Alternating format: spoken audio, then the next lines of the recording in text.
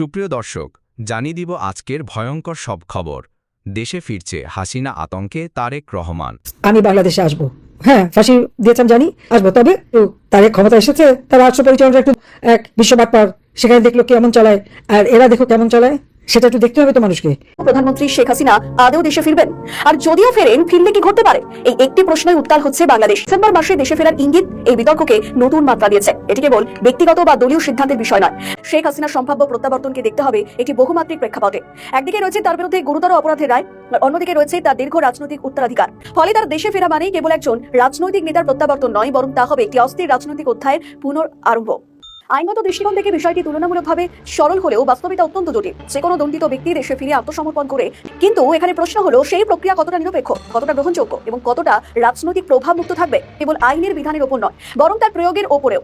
শেখ হাসিনা দেশে ফিরলে তাকে অবিলম্বে গ্রেপ্তার করা হবে এমন সম্ভাবনা প্রায় নিশ্চিত। আদালতের রায়, এর পরবর্তী ধাপ হবে কারাগারে অবস্থান এবং সেখান থেকে আইনি লড়াইয়ের সূচনা। তিনি আপিল করতে পারেন এবং সেই আপিল গ্রহণ করা হবে কিনা তা নির্ভর করবে আদালতের ওপর।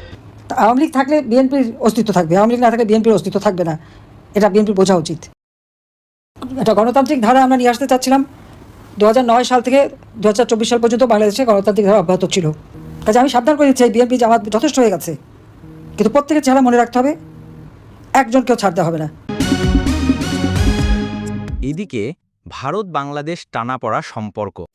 বাংলাদেশ ভারত সম্পর্ক ঠিক কোনখানে দাঁড়িয়ে? দুই দেশের অভ্যন্তরীণ এবং রাজনৈতিক সম্পর্কের মধ্যে এখনো বেশ কিছু অমীমাংসিত বিষয়, নাকি রাজনৈতিক ক্ষেত্রে আরো বিপাকে পড়বে তারেক রহমানের সরকার? প্রথমত আলোচনা করা যাক অনুপ্রবেশ ইস্যু নিয়ে। বাংলাদেশের নতুন প্রধানমন্ত্রী হিসেবে বাংলাদেশ জাতীয়তাবাদী দলের চেয়ারম্যান তারেক রহমানের শপথ অনুষ্ঠানে বিএনপি দলটির একাধিক সূত্রের বরাত দিয়ে শনিবার ভারতীয় সংবাদ মাধ্যম ইন্ডিয়া টুডের এক প্রতিবেদনে এই তথ্য জানানো হয়েছে। প্রতিবেদনে বলা হয়েছে, প্রতিবেশী দুই দেশের গুরুত্বপূর্ণ কূটনৈতিক তৎপরতার প্রেক্ষাপটে ঢাকায় আয়োজিত হতে যাওয়া শপথ গ্রহণ অনুষ্ঠানকে আঞ্চলিক কূটনৈতিক শীর্ষ নেতারা দক্ষিণ এশিয়া বিভিন্ন দেশের রাষ্ট্র ও সরকার প্রধানদের আমন্ত্রণ জানানোর বিষয়টি বিবেচনা করছে। সম্ভাব্য আমন্ত্রিত অতিথিদের তালিকায় ভারতের প্রধানমন্ত্রী নরেন্দ্র মোদীর নাম অগ্রাধিকার ভিত্তিতে রাখা হতে পারে বলে সূত্রগুলো জানিয়েছে। গত 12 ফেব্রুয়ারি অনুষ্ঠিত জাতীয় নির্বাচনে বিএনপির জয়ের পরপরই ভারতের প্রধানমন্ত্রী নরেন্দ্র মোদী টেলিফোনে তারেক রহমানকে অভিনন্দন জানান। এক পোস্টে মোদী জানান, তিনি তারেক রহমানের সঙ্গে কথা বলেছেন এবং নির্বাচনে অসাধারণ জয়ের জন্য তাকে শুভেচ্ছা জানিয়েছেন। এক্সে দেওয়া বার্তায় মোদী আরো বলেন, গভীর ঐতিহাসিক ও সাংস্কৃতিক বন্ধনে আবদ্ধ দুই ঘনিষ্ঠ প্রতিবেশী, এই বার্তাকে দুই দেশের ভবিষ্যৎ সম্পর্কের ইতিবাচক ইঙ্গিত হিসেবে দেখছেন কূটনৈতিক বিশ্লেষকেরা। সূত্রগুলোর দাবি, শপথ গ্রহণ অনুষ্ঠানকে কেন্দ্র করে ঢাকায় বড় পরিসরে প্রস্তুতি নেওয়া হচ্ছে। অনুষ্ঠানে আঞ্চলিক নেতাদের উপস্থিতি নিশ্চিত করা গেলে পাঠানো ও তা গ্রহণের বিষয়টি নির্ভর করবে দুই দেশের কূটনৈতিক যোগাযোগের উপর। এদিকে আওয়ামী লীগ থাকলে বিএনপির অস্তিত্ব থাকবে বলে জানিয়েছেন সাবেক প্রধানমন্ত্রী শেখ হাসিনা।